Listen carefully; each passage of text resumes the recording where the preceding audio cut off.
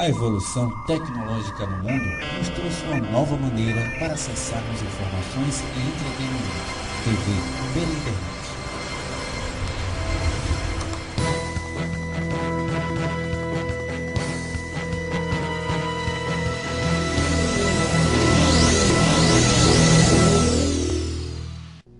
Ok, a paz do Senhor, esse é mais uma edição do Culto Racional.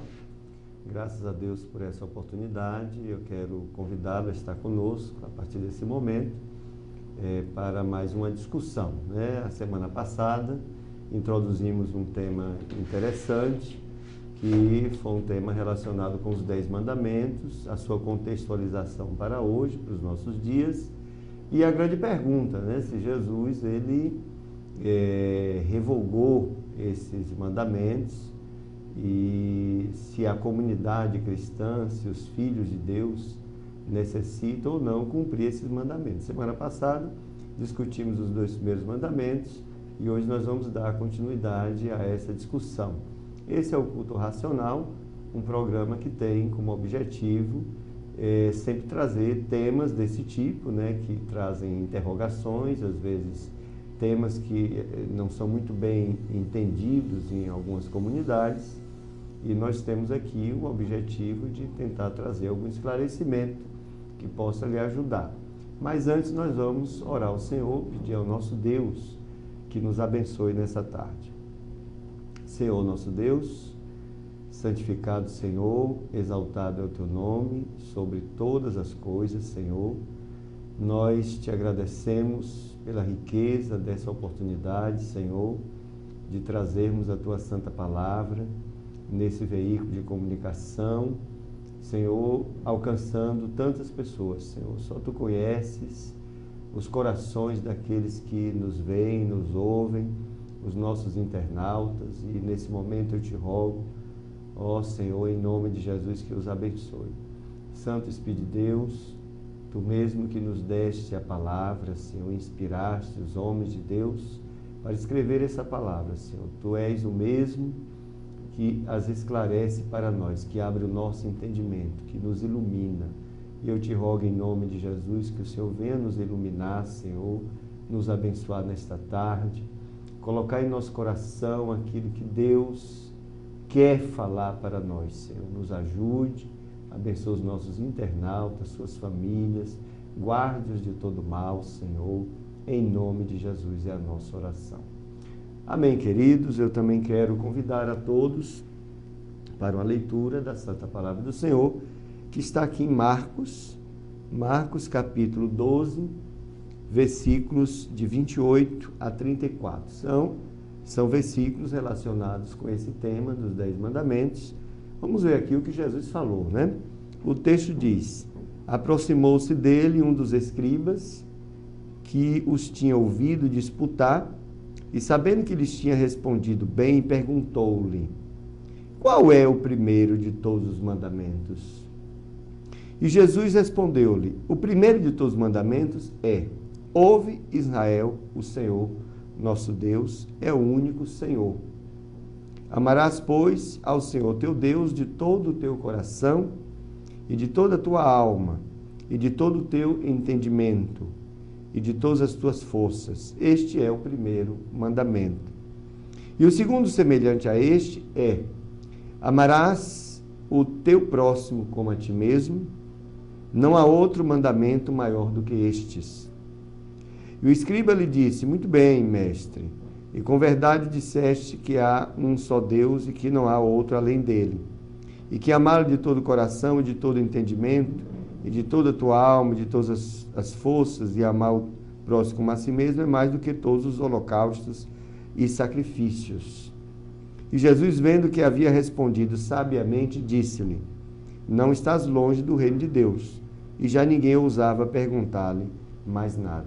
Observe que um texto paralelo que está em Mateus, é o texto de Mateus 22,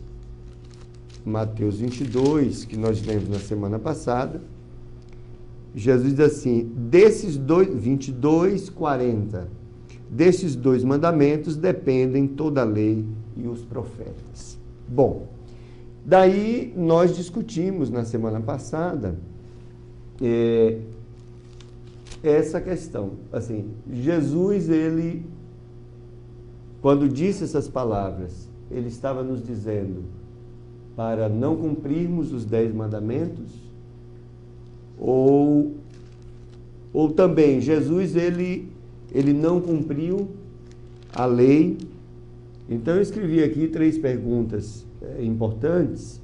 A primeira é, bem, começamos a falar sobre os 10 mandamentos, tá? Aí a pergunta é, a primeira, esses mandamentos foram revogados por Cristo? Mateus 5, 17, além do que nós lemos hoje, Mateus 5, 17 diz assim, ó, 5, 17, não cuideis que vim destruir a lei ou os profetas, não vim abrogar, mas cumprir. Então, Jesus, ele não revogou a lei e os profetas. Observe que isso abrange, né, todo o Antigo Testamento, vamos dizer assim, que se refere à lei e os profetas.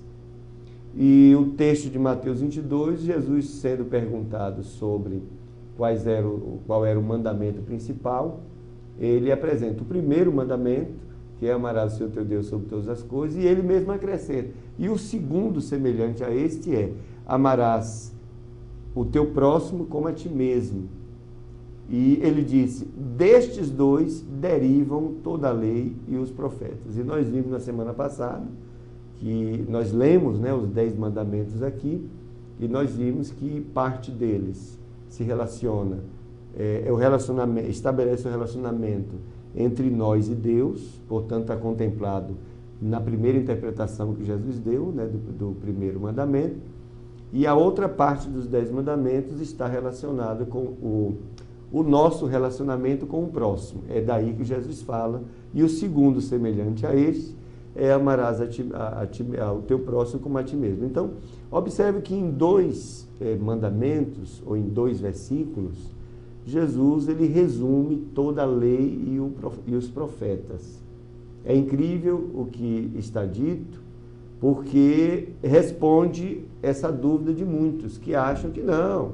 Antigo Testamento, Jesus, ele nos liberou, vamos dizer assim, de cumprirmos o Antigo Testamento. E não é verdade, ou melhor, os 10 mandamentos. Não é verdade, ao contrário, ele simplesmente interpretou, né? Ele fez uma interpretação e reeditou, vamos dizer assim, os mandamentos apenas em 2 mandamentos. E nós já vimos que esses 2 engloba os 10 mandamentos e muito mais. Porque quando se refere à lei e os profetas, entram diversos outros elementos da lei, não só os 10 mandamentos.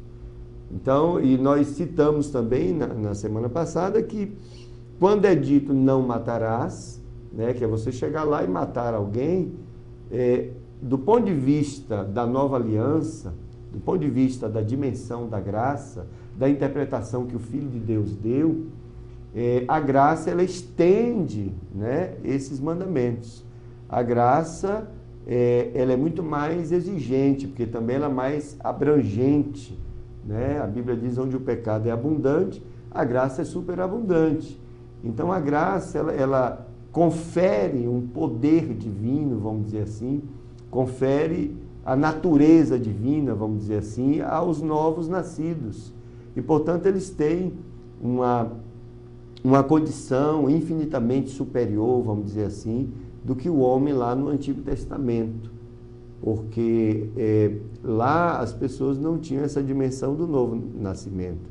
Mas agora não, nós temos o novo nascimento, nascemos de novo, fomos feitos participantes da natureza divina, e agora, com o poder da graça de Deus, nós somos transformados desde o nosso interior.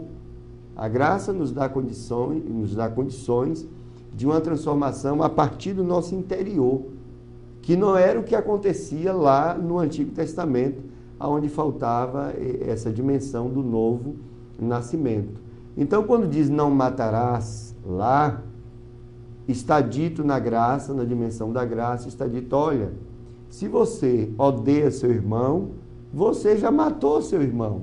É isso que está dito no Antigo Testamento, no Novo Testamento, para você ver que os 10 mandamentos, se nós colocarmos dessa maneira, eles foram estendidos numa dimensão que vai até as consequências do nosso interior, do que você pensa. Não adulterarás, não cobiçarás a mulher do teu próximo. Mas Jesus diz, eu porém vos digo, é como se fosse assim, eu vou interpretar isso para você da forma que agora Deus está fazendo um novo pacto com vocês. E esse novo pacto diz, sabe o quê? Basta que você olhe e deseje, você já adulterou. Observe que vai na dimensão do nosso pensamento. E em Tito está dito que a graça do Senhor, ela se manifestou, né, ensinando aqui, ó, Tito capítulo 2, versículo 11 em diante, diz assim, porque a graça de Deus se há manifestado, trazendo salvação a todos os homens. Amém. Ensinando-nos que, renunciando à impiedade e às concupiscências mundanas, vivamos nesse presente século, sóbria, justa e piamente, aguardando a bem-aventurada esperança e o aparecimento da glória do grande Deus e nosso Senhor Jesus Cristo, o qual se deu a si mesmo por nós para nos remir de toda iniquidade e purificar para si um povo seu, especial, zeloso de boas obras. Fala disto e exorta e repreende com toda autoridade, ninguém te despreze. Essa é uma dimensão da graça que às vezes é muito pouco comentada, que a graça tem um poder, tem um efeito pedagógico. Aqui está dito, versículo 12, ensinando-nos que, renunciando à impiedade e às concupiscências mundanas, vivamos neste presente século de maneira sóbria, justa e piamente. Então, a graça agora em minha vida, o efeito da graça de Deus, né, dessa nova natureza, né, que o Espírito de Deus me fez fazer parte, né, o fato do fruto do Espírito estar sendo amadurecido em minha vida, o fato de estar havendo essa regeneração, né, essa conversão, vamos dizer assim, diária, isso implica em uma restauração completa do homem. Não só no sentido ritual, não só no sentido exterior, estereótipo, né? Eu não mato a pessoa, mas no meu interior estou odiando. A graça vai lá. A graça vai lá e diz, ó, se você está odiando, você já deixou de cumprir o mandamento. Observe que a graça ela é muito mais exigente do que a lei. A graça é muito mais rígida do que a lei. Porque na lei era permitido até um vingador, né? Alguém da sua família era morto, assassinado, alguma coisa assim. A lei permitia alguém da família do morto ir lá e se vingar, né? E Jesus manda, já agora nessa dimensão da graça, manda amar até os inimigos, né? Essa significa que a graça ela é muito mais, digamos assim, abrangente, é infinita nos seus efeitos e nos ensina e nos restaura a partir do nosso interior. E é nesse sentido que nós estamos discutindo aqui os 10 mandamentos, né? Fazendo uma releitura. Nós discutimos, por exemplo, na semana passada, os 2 primeiros mandamentos, né? Que são, não terás outros deuses diante de mim, diante do teu Deus, não farás para ti imagem de escultura. Bom, então, a primeira pergunta, antes de nós avançarmos aqui, os 10 mandamentos foram revogados por Cristo? Não, acabamos de ler que ele disse que veio cumprir. Segundo, eles foram confirmados por Cristo? Foram confirmados por Cristo. Porque quando Jesus estabelece 2 outros mandamentos, que não são outros, mas são a interpretação mais abrangente, mais generalizante, né? Quando ele faz isso, ele estava confirmando, sim, né, toda a lei e os profetas. Eles foram interpretados por Cristo? Foram interpretados, sim. E na semana passada, nós começamos a fazer uma interpretação, digamos assim, contextualizada, né, desses mandamentos do Senhor. E os 2 primeiros que nós vimos foi, não terás outros deuses diante de ti, não farás para ti imagem de escultura. E assim, essa interpretação que nós fizemos nos levou a entender que, ainda que a gente não tenha estátuas, né, nas nossas comunidades para a idolatria, né, ainda que não fazemos imagens de escultura, no sentido de pegar o gesso e fazer a imagem ali, ou de ouro, ou de prata, ou de bronze, e colocar nas nossas igrejas, nas nossas comunidades, não significa que não estamos sendo idólatras. Essa é a grande questão. Observe que a coisa não é mais necessariamente o exterior. Você pegar um bezerro de ouro e botar na igreja. Não é isso, né? O mandamento continua, porque muitos de nós temos verdadeiros bezerros de ouro no nosso interior, né? Na nossa comunidade, né? Tem um bezerro de ouro lá, tem um pastor de ouro, tem alguém de ouro que nós idolatramos, né? Nós idolatramos, e a Bíblia diz: não farás para ti imagem de escultura, contextualizado no sentido da graça, no sentido neotestamentário, no sentido, vamos dizer, moderno, da nossa prática cristã. Nós estamos sim pecando nesse segundo mandamento, sim. Mas isso nós discutimos, né, na semana passada. Nós estamos sendo tentados, observe, pela forma mundana de ver as coisas, que nós já discutimos em outros momentos também, nesse culto racional. Eu estava observando Israel, né? Eu recomendo você ler o livro de Josué e o livro de Juízes. Nós estávamos meditando nesses livros, e ali nós vimos que Deus falou para Israel: olha, quando você chegar lá na Terra Prometida, você vai chegar lá e vai retirar todo mundo que estiver lá, mata todo mundo. Deus sabia o que estava fazendo, e Deus não erra. E Israel fez o quê? Tirou alguns lugares, tirou todo mundo, mas em outros lugares resolveu fazer acordos com aquelas pessoas que moravam ali. E o que acontece? Desobedeceram ao mandato do Senhor, ao mandamento do Senhor. E fizeram acordos e tornaram aqueles habitantes tributários e fizeram alianças, etc. E, bom, aí foi o que Deus fez. Depois Israel se arrependeu quando vieram as diversas consequências, e as pessoas esperavam que agora Deus dissesse: não, eu vou tirar agora essas pessoas que vocês não tiraram. O Senhor não fez isso. O Senhor as manteve ali para provar Israel, para provar a fé e a obediência de Israel. Porque o maior inimigo que Israel enfrentava não eram os gigantes que moravam naquelas terras. O maior inimigo que Israel enfrentava não eram os exércitos, que na maioria dos casos eram exércitos mais poderosos, né, do que Israel. Nações que tinham carros de guerra, invencíveis. Por isso que Israel escolhia muitas vezes ir para as montanhas, para lutarem lá nas montanhas, porque os carros tinham dificuldade de chegar até as montanhas, porque embaixo era quase impossível ganharem a guerra. Mas os maiores inimigos não eram os carros de guerra, não eram os gigantes, não eram os exércitos, etc. O maior inimigo de Israel era exatamente o modo de vida do povo pagão em torno dele, daquelas nações pagãs. Porque eles se relacionavam com aqueles povos que Deus não queria, por isso que Deus mandou matar, e era aquela vida, né? Aquela vida corrompida, vida idólatra, vida imoral e tudo mais, que corrompia Israel e afastava Israel da bênção de Deus, ou da comunhão com Deus. E por isso Israel perdia a guerra. Então o maior inimigo estava exatamente nesse relacionamento de Israel com aqueles povos. E o nosso relacionamento com as pessoas interfere na nossa fé. É isso que está acontecendo hoje. Nós estamos sendo tentados, provados, vamos dizer assim.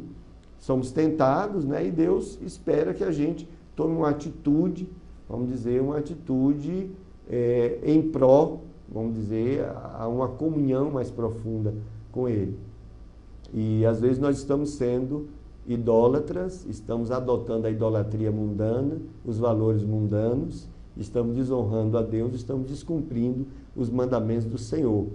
E apesar de não ter ídolos assim feitos de madeira, de isopor, de pedra, ou do que for, de qualquer material em nossas vidas e em nossas comunidades, estamos sendo idólatras sim. Por quê? Porque estamos adotando a forma mundana de ser, a forma mundana de agir, de pensar, estamos nos corrompendo, substituindo os valores cristãos, os valores que derivaram, né, dos ideais de Deus para as nossas vidas, estamos substituindo por valores mundanos que são carnais e diabólicos, idealizados pelo diabo. Essa é a questão. Por isso que os 10 mandamentos são completamente, digamos assim, atuais, precisam ser interpretados nessa dimensão, e essa é a proposta que estamos trazendo aqui.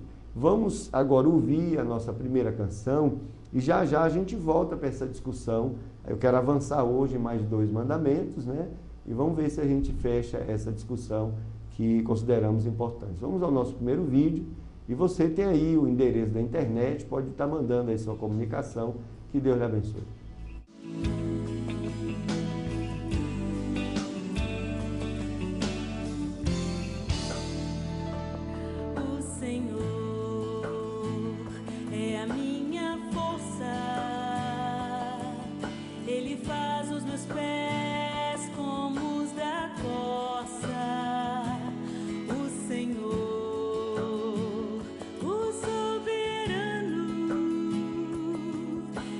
Faz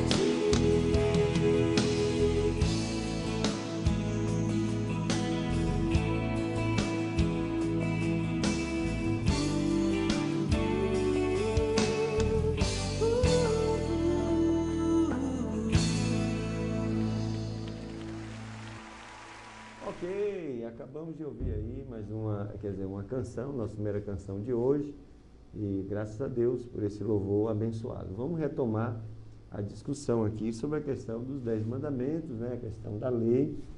E, bom, você poderia me perguntar de que lei estamos falando. Então é importante que a gente esclareça essa questão aqui, porque de uma maneira geral, na teologia, a gente divide essa questão da lei em 3 aspectos ou 3 categorias, né?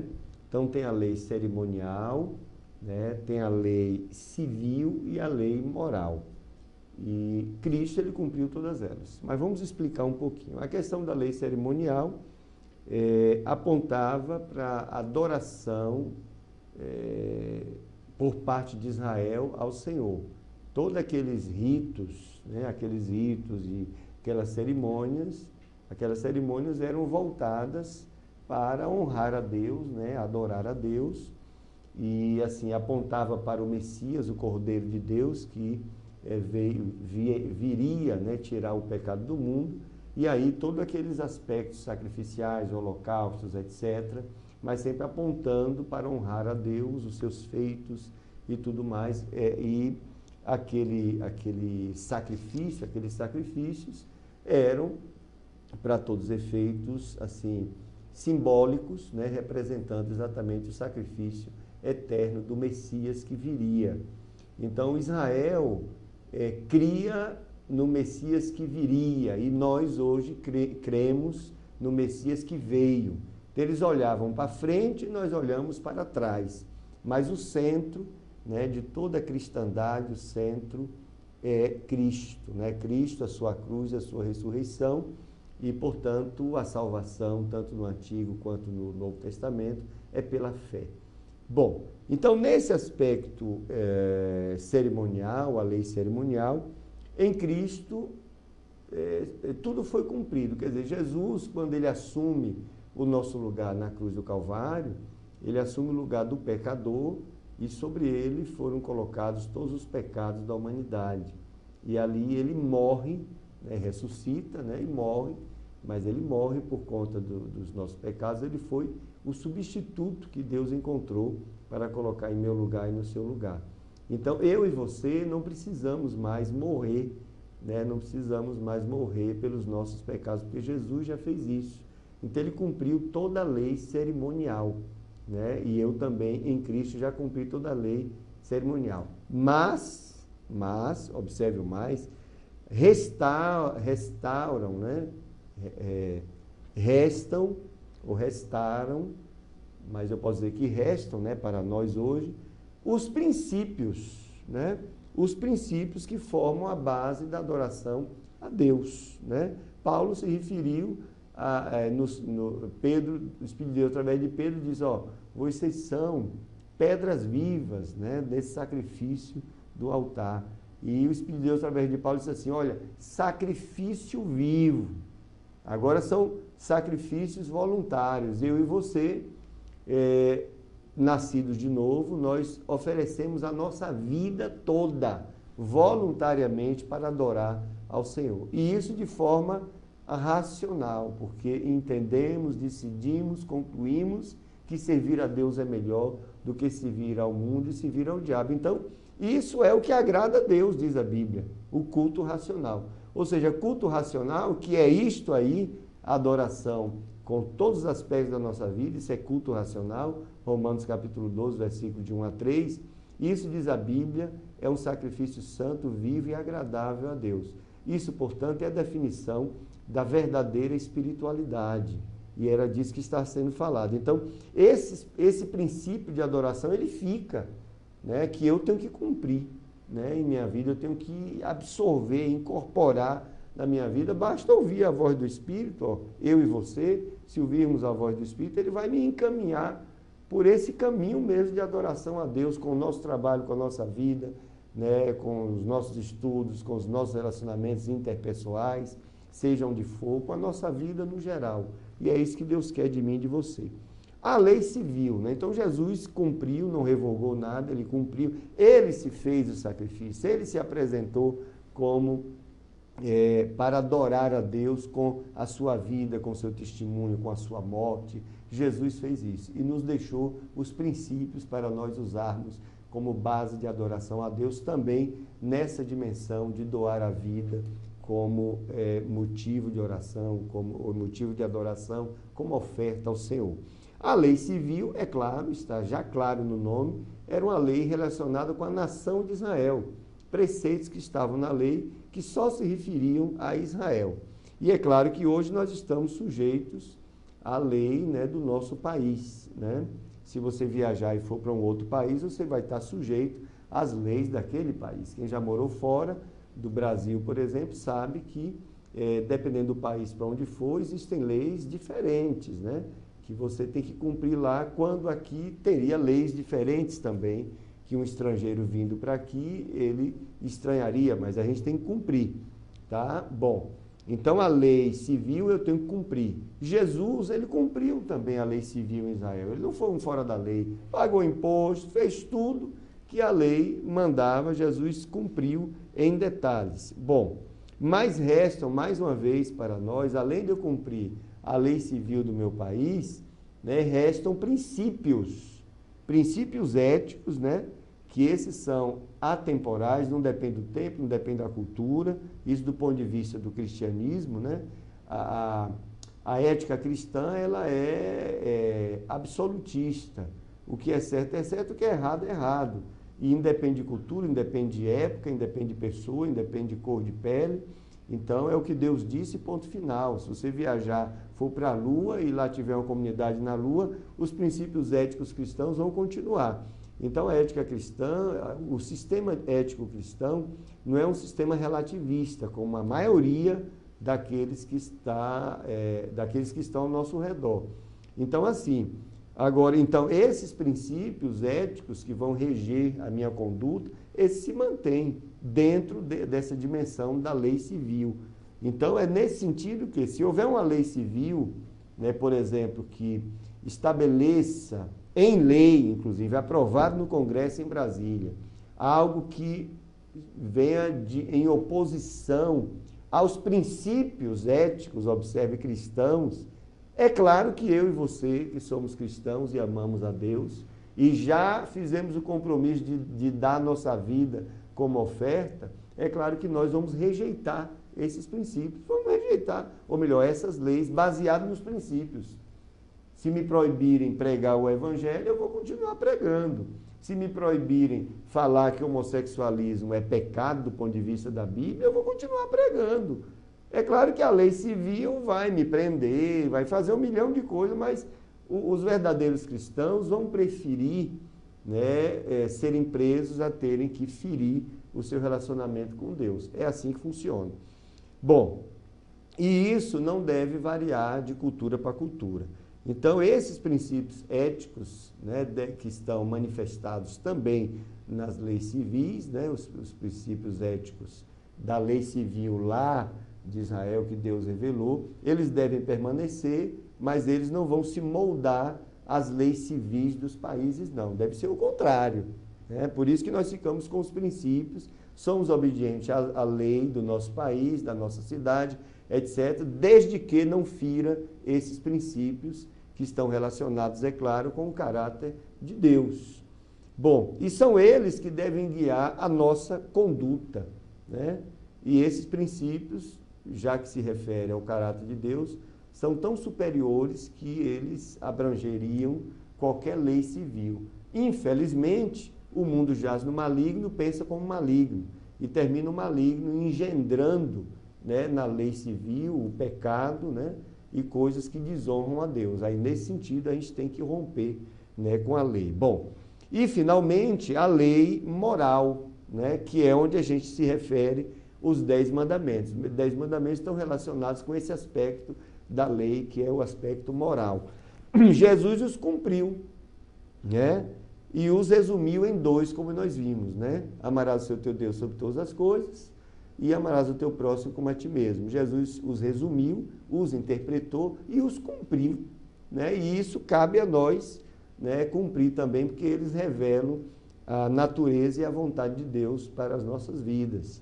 Bom, então é nesse sentido que estamos discutindo aqui aspectos da lei, né, os 3 aspectos da lei, é isso que estamos falando de... É claro que essa sequência de estudos nós estamos nos referindo apenas à lei moral, que são os 10 mandamentos. Bom, mas eu preferi esclarecer para você que talvez tivesse alguma confusão sobre isso. Vamos olhar aqui alguns e-mails, né? Observe, tentar abrir aqui...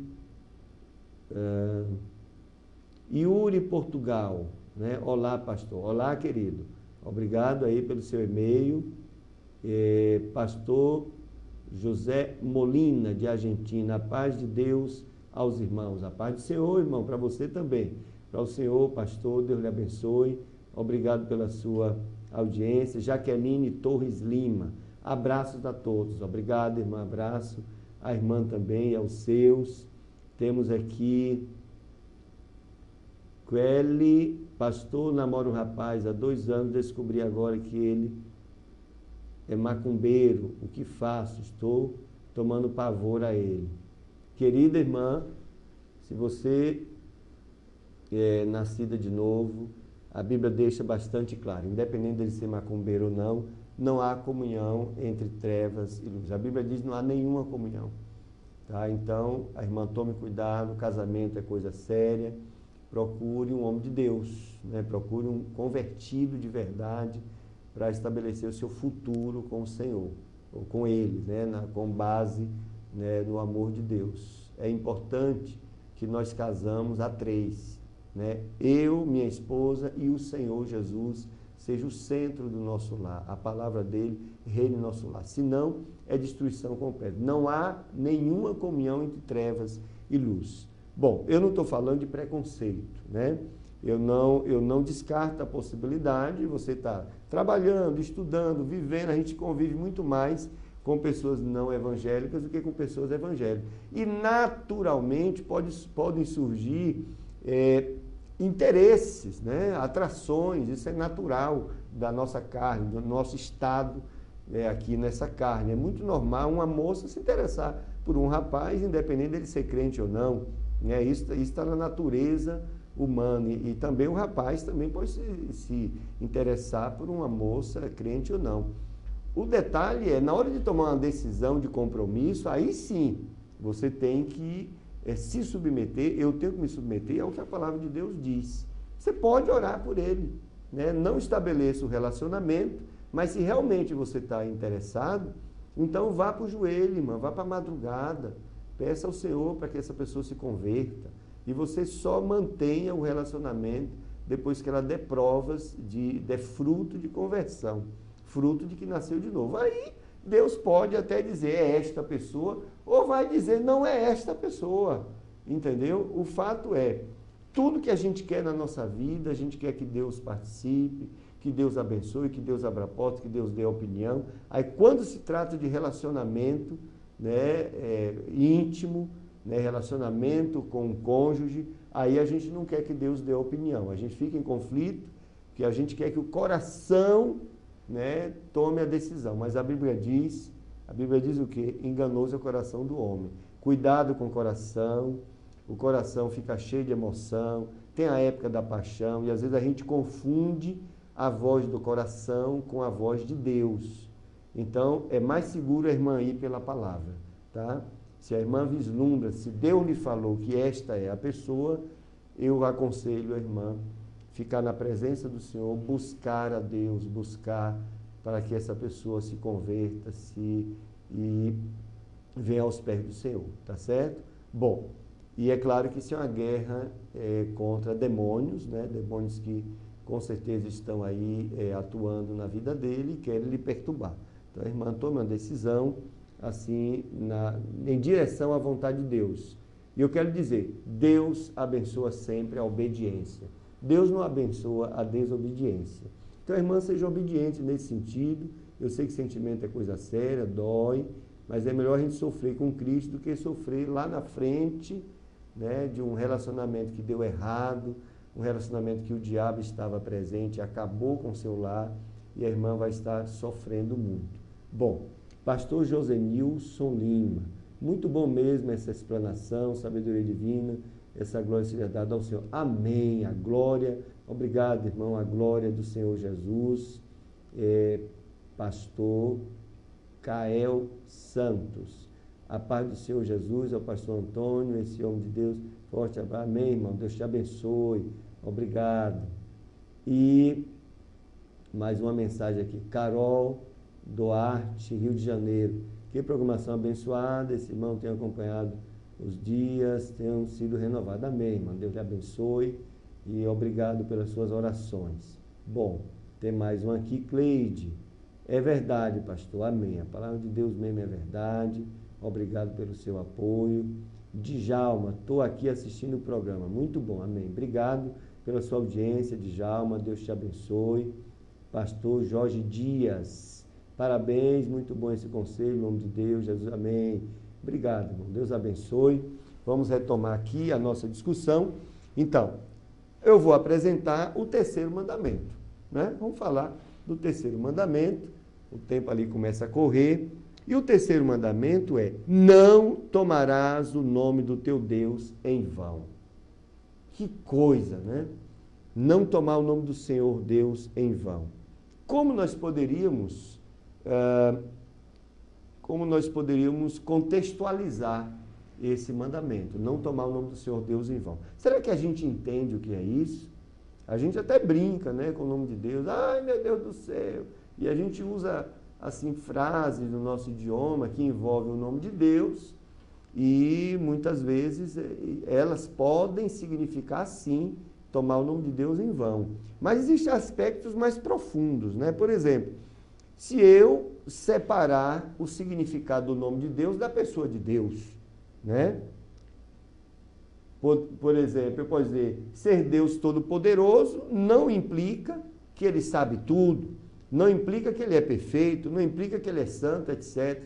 Há pessoas por aí que dissociam, né, o nome de Deus da pessoa de Deus, de quem Ele é, e vivem nessa confusão e têm muita dificuldade de entender o caráter de Deus, né, de entender, né, a perfeição de Deus. Isso porque a pessoa está no emaranhado de filosofias perturbando a sua cabeça, dentro desse sistema relativista que tem aí, que quer relativizar tudo. A pessoa não quer abrir mão de uma certa conduta, né, que é pecaminosa, mas quando a palavra de Deus confronta a pessoa, ela vem agora e relativiza tudo. E essa relativização é tão grande nos nossos dias que hoje você já encontra comunidades onde nem tudo mais é pecado. Aquilo que a Bíblia diz não é bem assim, né? Vamos interpretar isso aqui melhor, não é bem assim não. Aquela época as coisas eram assim, hoje em dia são diferentes. Hoje você não pode mais dizer, né, tem filosofias aí, inclusive na área médica, dizer, não, o homem tem necessidade, ele produz bilhões de espermatozoides. Então ele tem necessidade de ter mais de uma mulher, isso é natural do ser humano. Você vai lá no homem primitivo, você vai ver que ele tinha um harém, né? E aí algumas pessoas na comunidade dizem, é mesmo, olha, inclusive Salomão tinha tantas mulheres, né? Por que agora? Me prove aí que você só tem que ter uma esposa, só tem que ter um esposo. E aí com isso a gente começa a relativizar, né? Relativizar a perfeição de Deus, a santidade de Deus manifestado, o caráter de Deus manifestado em seus mandamentos, e a gente começa a dissociar o nome de Deus da pessoa de Deus, não colocar palavras, outra coisa, não colocar palavras na boca de Deus, né? Às vezes a gente diz que Deus disse aquilo que Deus não disse, né?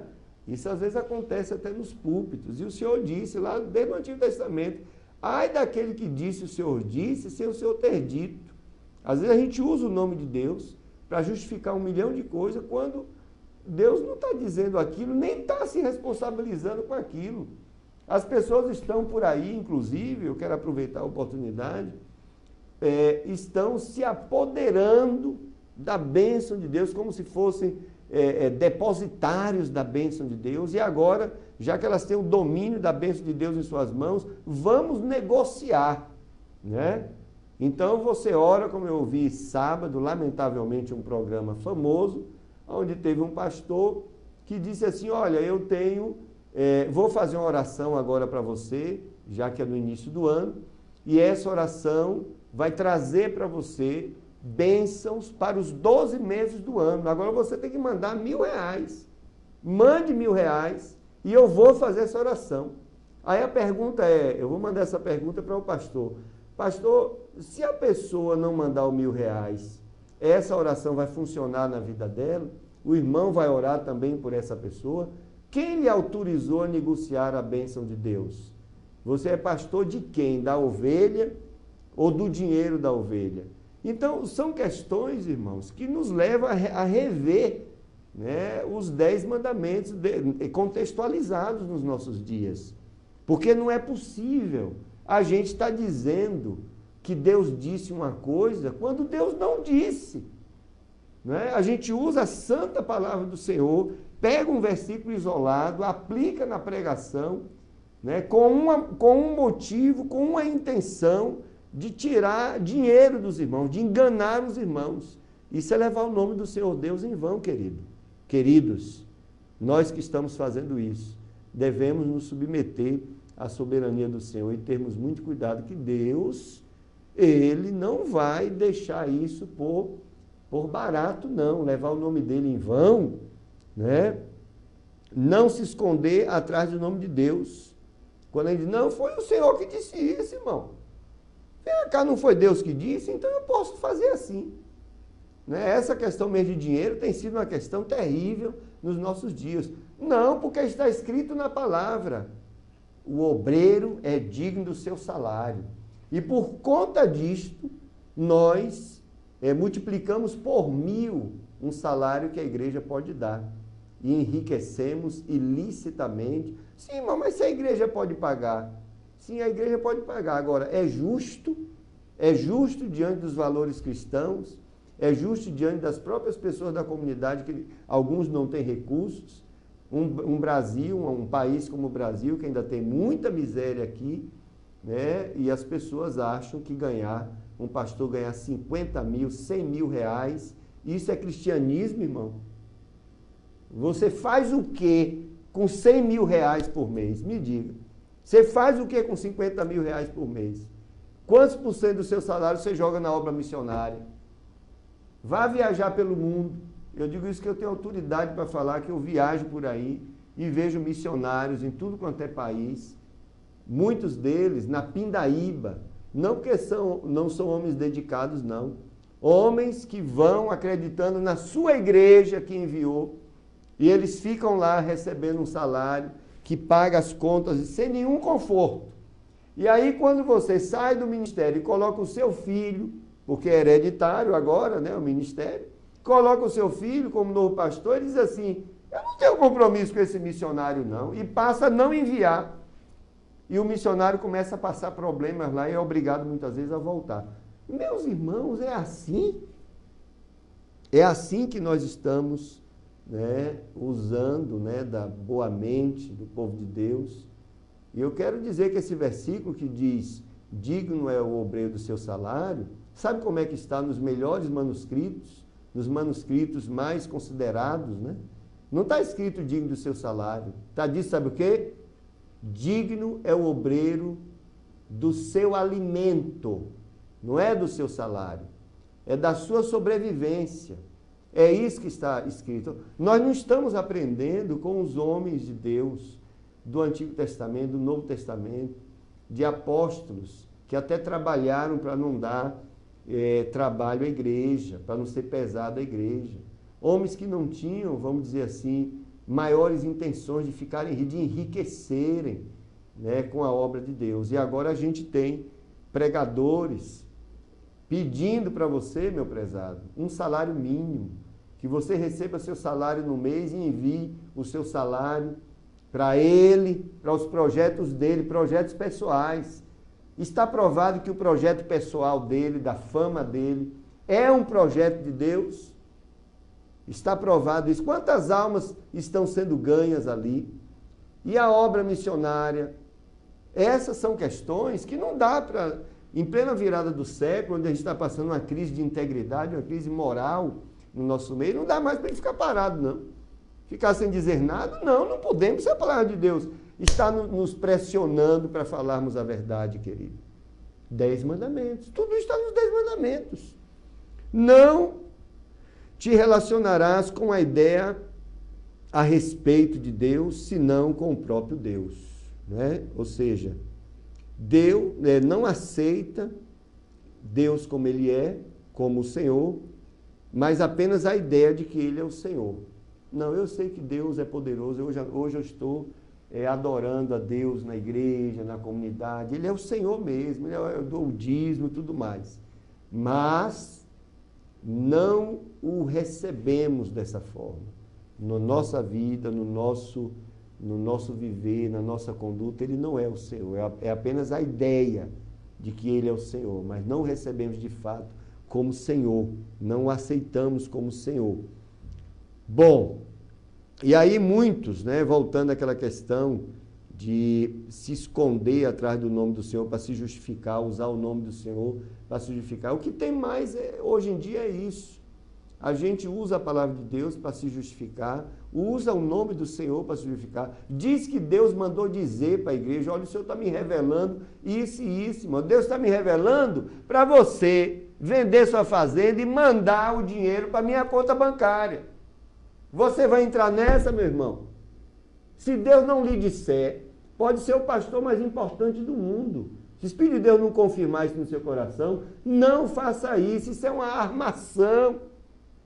Trata-se de homens fraudulentos, como a palavra de Deus diz. A Bíblia chama, inclusive, obreiros de Satanás. É isso que a Bíblia diz. Vamos acordar para o Evangelho de Jesus Cristo. Chega de exploração do povo de Deus, amados. Bom, então, não semearás dúvidas a respeito do caráter e da identidade de Deus. É outra questão relacionada com não tomarás o nome do seu teu Deus em vão. Aí diz assim, será que as Escrituras estão 100% corretas? Isso porque as Escrituras, que a Bíblia diz que são como um espelho, a pessoa chega na comunidade ou está lendo mesmo em casa, é apresentada a palavra de Deus. Imediatamente a palavra de Deus desmascara o pecado que está ali. Aí a pessoa diz, sim, mas será? Ao invés de nós reconhecermos as nossas misérias, os nossos pecados, e colocarmos a boca no chão e nos humilharmos, como antigamente se pregava, o que é que a gente faz hoje? Bom, mas será que as Escrituras realmente estão 100% corretas? Será que elas são a verdade ou contêm a verdade, irmão?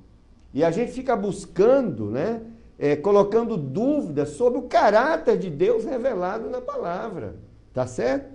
Essa ética está ultrapassada, irmão. Hoje é diferente. Hoje as coisas são diferentes, mas não pode ser tão radical assim, não. Não cabe mais esse discurso. Você quer o quê? Alguns pastores discutindo. Você quer o quê, irmão? Esvaziar a igreja? Como é que eu vou pagar minhas contas? Você não pode ser tão radical assim. Eu encontrei na Suíça pastor que recebe dízimo de irmãos e irmãs prostitutas. Porque a prostituição é uma profissão na Suíça que sempre tem vaga. E para você conseguir um visto de permanência, basta que você declare que trabalha na prostituição, tem um órgão do governo que vai registrar isso e vai fiscalizar lá no ponto da sua prostituição. Aí a irmãzinha e o irmãozinho estão lá na prostituição, no sábado à noite, na sexta-feira, na segunda-feira, arrecadam recursos da sua profissão, e os pastores dizem assim, não, mas está escrito em Romanos, capítulo 13, etc., para sermos sujeitos às autoridades. Então, se a pessoa está naquele país, ela tem que estar sujeita às autoridades e às leis daquele país. Mas lembre-se do que eu disse hoje. E os princípios do caráter de Deus revelado aí? Nesse caso aí, essa lei está indo de encontro, contra os princípios. E o cristão tem que ficar com um princípio, quando a lei vai contra o princípio. Aí o que acontece?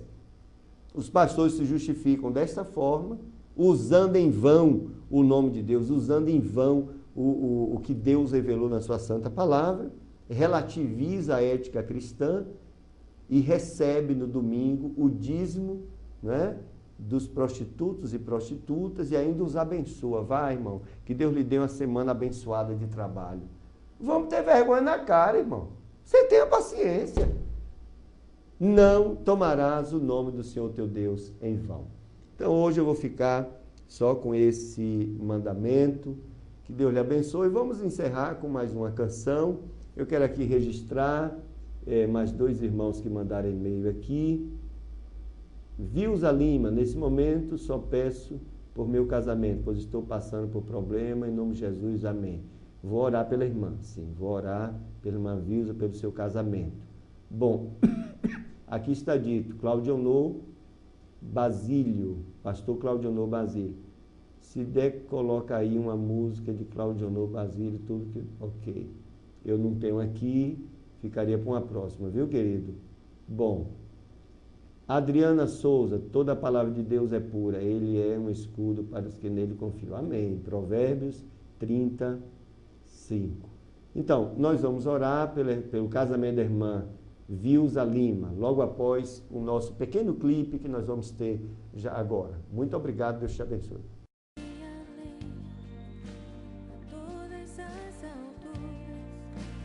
Ouço a tua voz, fala de tua justiça pela minha vida. Jesus, deixa o teu sangue.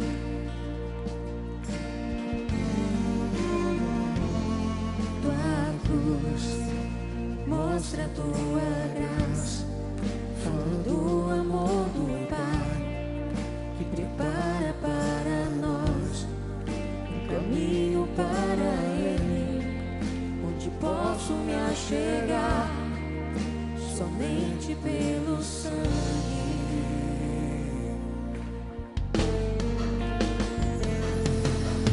Que nos lava dos pecados, que nos traz restauração. Nada além do sangue, nada além do sangue de Jesus. Oh, que nos faz brancos como a neve, secos como amigos de Deus. Nada além do sangue, nada além do sangue de Jesus.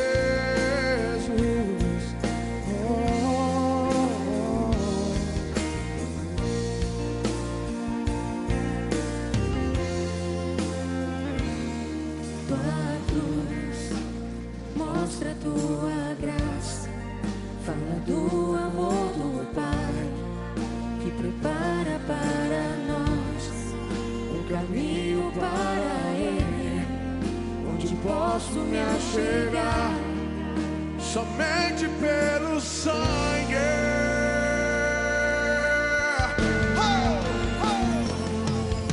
O que nos lava dos pecados, o que nos traz restauração.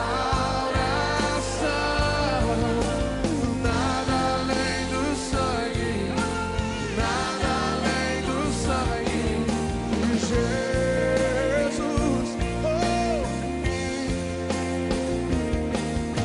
O que nos faz brancos como a neve, aceitos como amigos de Deus.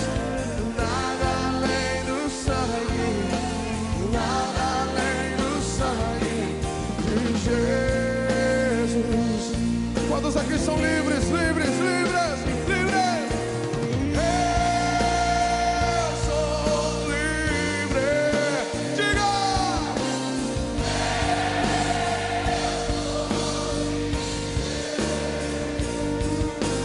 Nada além do sangue. Livre, livre, livre.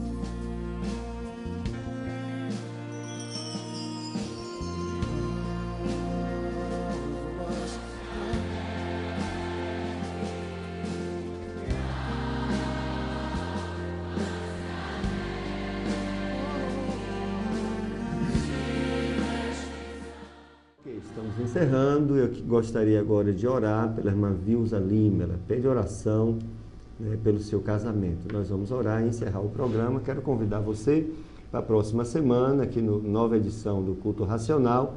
Vamos continuar discutindo os 10 mandamentos, né, que são extremamente atualizados, né, atuais, vamos dizer assim. Vamos orar. Ó Deus Santo e Eterno, te agradecemos, Senhor, pela oportunidade que o Senhor nos deu, ó Senhor, de falar um pouco da Tua Palavra.